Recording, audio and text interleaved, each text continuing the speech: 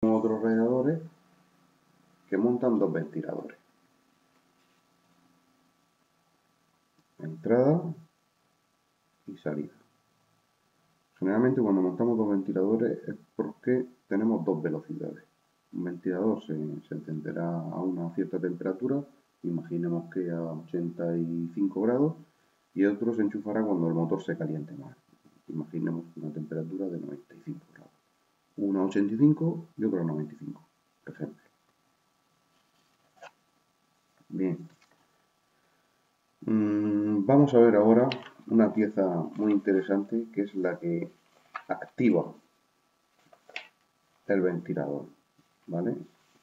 Esa pieza se llama el termocontacto de refrigeración. El termocontacto de refrigeración es una pieza de este tipo. La llevamos montada en el radiador. Esta sería la boca de arriba, la boca de entrada, y esto sería un termocontacto. ¿Cuál es la función de este termocontacto? Es medir la temperatura que tiene el líquido refrigerante en ese momento y en esa zona. De tal manera que si supera los grados establecidos, haga un contacto y conecte el ventilador. ¿Vale? Vamos a con el termocontacto, lo llevaríamos en esta zona.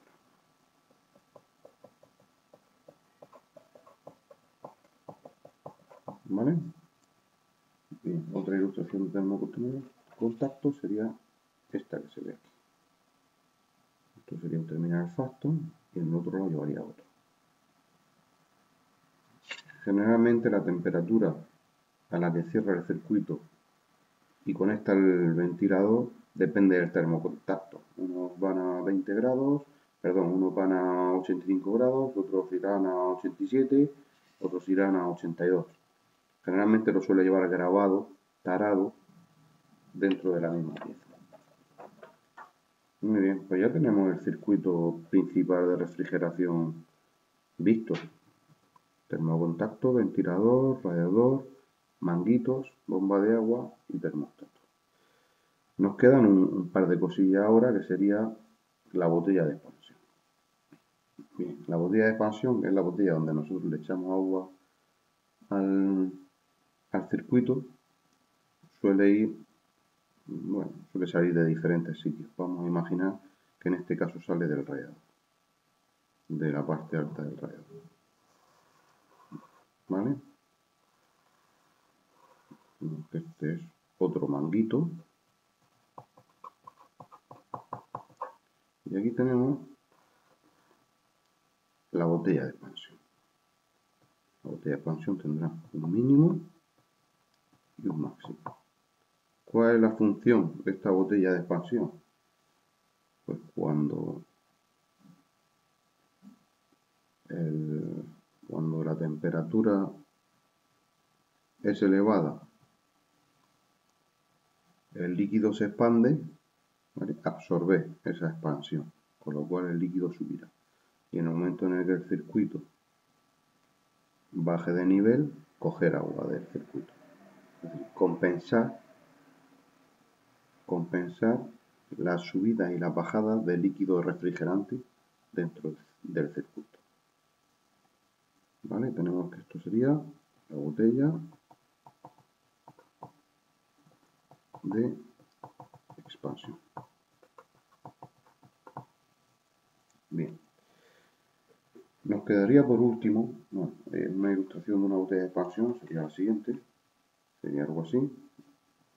Esta flechita nos va a marcar el mínimo. Esto sería el tapón. Y este sería el manguito que va hacia alrededor. Otra ilustración sería esta. Lo mismo, tapón, depósito y manguito. En este caso llevamos también un sensor que nos va a indicar dónde está el líquido refrigerante. En el caso de que esté por debajo del mínimo, salte una señal en el cuadro de instrumento. Bien. Y las señales de mínimo y máximo, de por dónde tiene que ir el agua, las tendríamos en esta botella. ¿Vale? Digamos, la raya de mínimo y la raya de máximo. Depende de cómo sea la botella, las marcas serán de una manera o de otra. ¿Qué pasaría en el caso de que hubiera poco líquido refrigerante, de que el motor se calentara? El motor llevaríamos en un punto por aquí, ¿vale? Un sensor, que sería el sensor de la temperatura, que es el que manda hacia el cuadro de instrumentos, ¿vale?, la información de la temperatura que hay en ese momento. En el caso de que esa temperatura aumente en exceso, se nos encenderá una luz.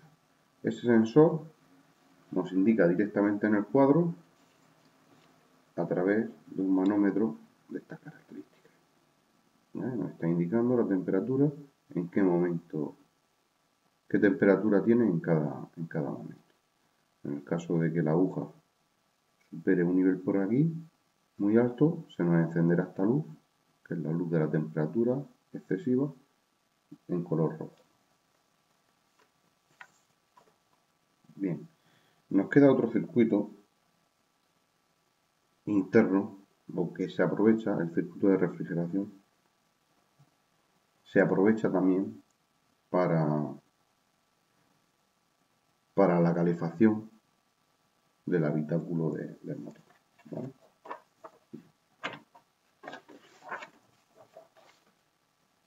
La calefacción del vehículo. Bien, lo que hemos visto anteriormente, el motor con la caja de cambio. Bien, y a partir de aquí sería el habitáculo. Pues tenemos un ramal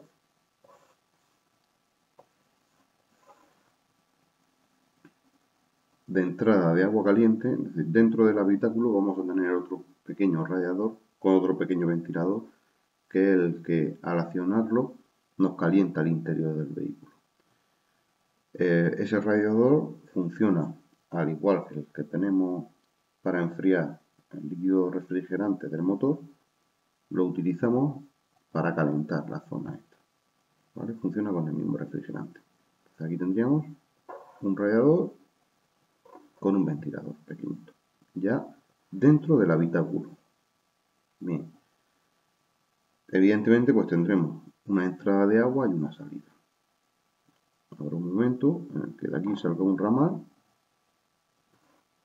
hacia allí y otro de salida, con lo cual el líquido refrigerante pasa por aquí, por el radiador, nosotros activamos la calefacción a través del ventilador cuando lo deseemos y sale por el otro lado y ya lo refrigera. ¿Vale? Por lo cual la calefacción del vehículo funciona de esta manera. En algunos casos concretos y en el caso de que este ventilador no nos funcione y se nos suba demasiado la aguja de la temperatura, podemos, pero de manera excepcional solo, utilizar este pequeño radiador para enfriar el circuito de refrigeración.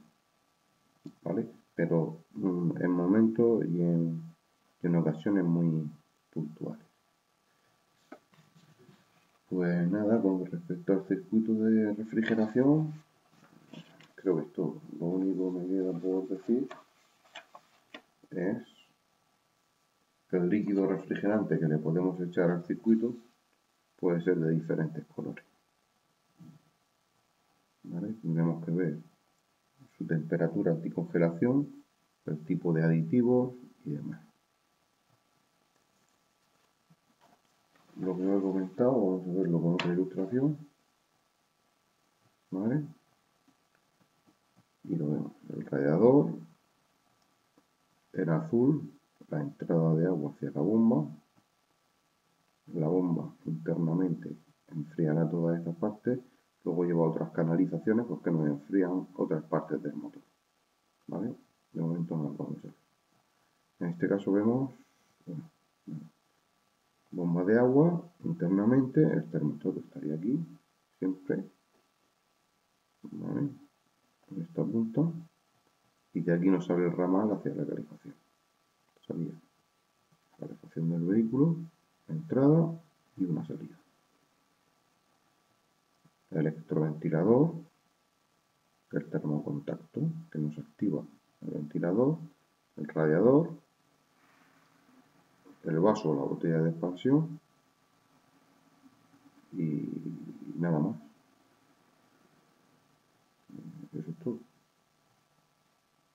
Bien, también existen otro tipo de vehículos que en vez de llevar el motor transversal, como lo llevaba en el caso anterior, o sea, en esta posición, lo llevan en posición longitudinal, ¿vale? Por ejemplo, las marcas que suelen montar este tipo de distribución serían BMW, ¿vale? O Mercedes-Benz. Algunas marcas también, pero las más populares son esas dos. ¿Qué significa que el motor está en sentido longitudinal? Pues en este caso el motor lo tenemos en esta dirección. O sea, tendríamos el motor aquí delante y la caja de cambios aquí detrás. Este sería el motor y esta sería la caja de cambios. Bueno, es como antes, tenemos la posición del vehículo, los faros, la parte delantera. ¿Qué diferencia existe con este sistema en cuanto al sistema de refrigeración con respecto al otro? Bueno, en este caso, las correas, a diferencia del transversal que las teníamos en el lado izquierdo, aquí todas las correas las tendríamos delante, aquí en esta posición, ¿vale? El radiador lo seguiríamos llevando en el mismo sitio, el funcionamiento sería igual, manguito inferior, bomba de agua, manguito superior, termostato y demás, ¿vale? La diferencia más importante que existe en el circuito de refrigeración con respecto a estos motores es que, a diferencia de en el transversal, que teníamos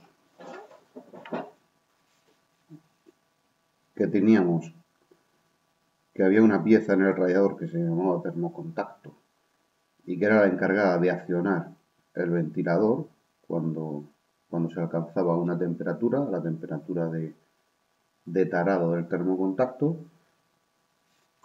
En este tipo de vehículos el ventilador va fijo.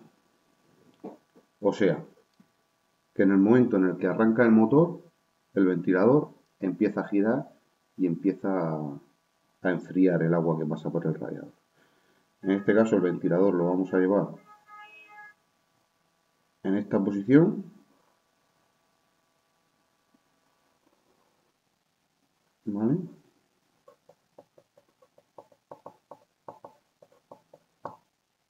Y a diferencia con el transversal, el otro teníamos que el ventilador era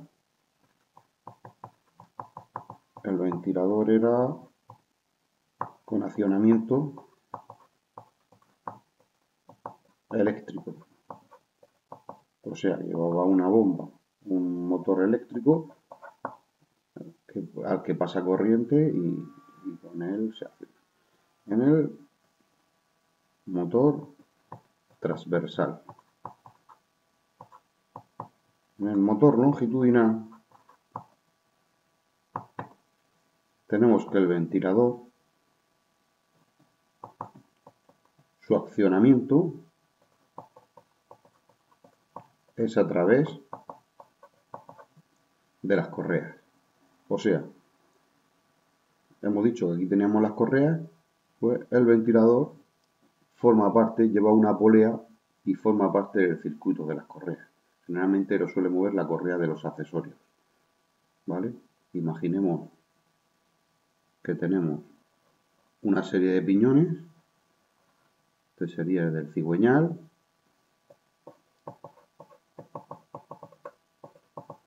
este sería el del árbol de levas. Estamos mirando el motor